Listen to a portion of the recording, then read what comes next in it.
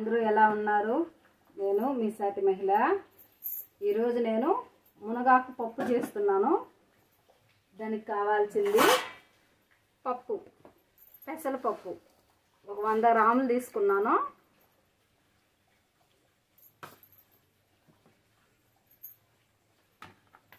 పచ్చిమిర్చి, tomato, salt, ఎర్రగడ్డ, వెల్లుల్లిపాయి, పసుపు.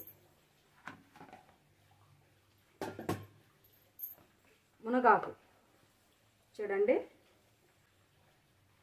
నేను కందిపప్పు వేయట్లేదండి, పెసరపప్పు వేస్తున్నాను. పెసరపప్పు ఆరోగ్యానికి మంచిదని, అది ఎలా అనేది మీకు చెప్తాను. పెసరపప్పు ముందు కడుక్కోవాలి, బాగా కడుక్కోవాలి. ఇది నానబెట్టాల్సిన పని లేదండి, బిన్నె ఉడికిపోతుంది. కొద్దిగా వాటర్ వేసుకొని అందులోకి పెసరపప్పు, పచ్చిమిర్చి, టమోటా, పసుపు,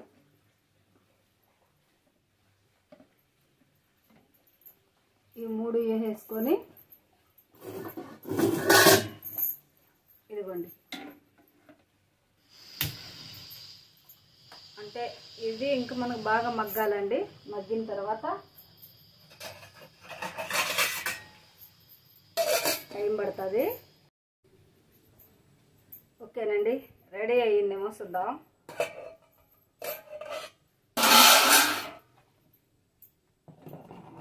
ఇదిగోండి, బాగా ఉడికిపోయింది. దీన్ని మనం పప్పు కట్టుతో దుద్దుకొని సాల్ట్ కూడా వేసేసుకున్నాం. ఓకే, ఇంకా పప్పు కట్టుతో దుద్దేయాల్సిందేనండి.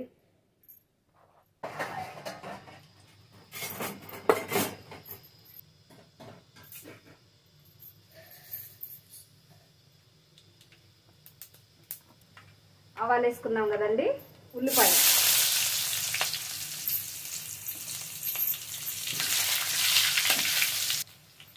తర్వాత వెల్లుల్లిపాయ. పప్పులో చింతపండు కూడా వేసుకోవచ్చండి, నేనైతే వేయలేదు. పెసరపప్పులోకి నేను ఎక్కువ చింతపండు వాడను. చింతపండు కూడా వేసుకోవచ్చు, కందిపప్పుతో కూడా చేసుకోవచ్చు. కరివేపాకు వేసుకుంటానండి. మా ఇంట్లో పచ్చి కరివేపాకు లేదు, 2 వెల్లుల్లి వేసాను. ఇప్పుడు ముందే మనము కడిగి పెట్టుకున్న మునగాకు లైట్గా మంట పెట్టుకొని మునగాకుని బాగా కలుపుకోవాలి. అంటే కింద ఆయిల్ ఉంది కదా, తాలింపు గింజలు ఉన్నాయి కాబట్టి కలిపేసుకోవాలి. కొద్దిగా సాల్ట్, ఆకుకు సాల్ట్ పట్టాలి కదా, కొద్దిగా వేసేసుకుందాం. కొంతసేపు మూత పెట్టేసుకుందాం. ఓకేనండి, దగ్గర పడిందేమో చూద్దాము. ఓకే, ఆకైతే ఆయిల్కి బాగా దగ్గర వచ్చేసింది. ఇప్పుడు మనము పప్పు వేసేసుకుందాం. ఇందులోకి ఆల్రెడీ ప్రిపేర్ చేసి పెట్టుకున్న పప్పుని యాడ్ చేసుకోవాలి. ఓకే, చూడండి ఇలా.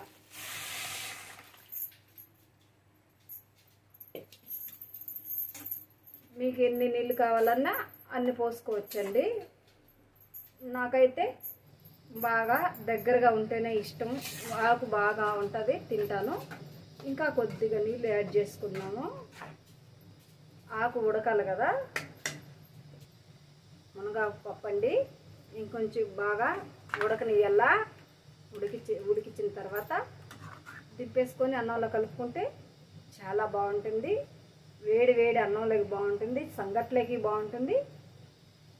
ఆకుకూరలు ఎన్ని ఆకుకూరలు తీసుకున్నా ఆరోగ్యానికి మంచిదే కదండి. ఓకేనండి, మూత పెట్టేసుకుందాం. బాగా మగ్గినాక చూద్దాం.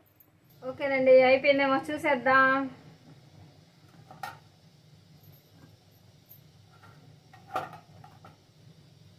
రెడీ, మునగాకు పప్పు రెడీ. వేడి వేడి అన్నంలోకి మునగాకు పప్పు రెడీ. అందరూ రండి, తినేద్దాం. నేను తినడానికి కూర్చున్నాను. ఇంట్లో ఎవరు లేరు,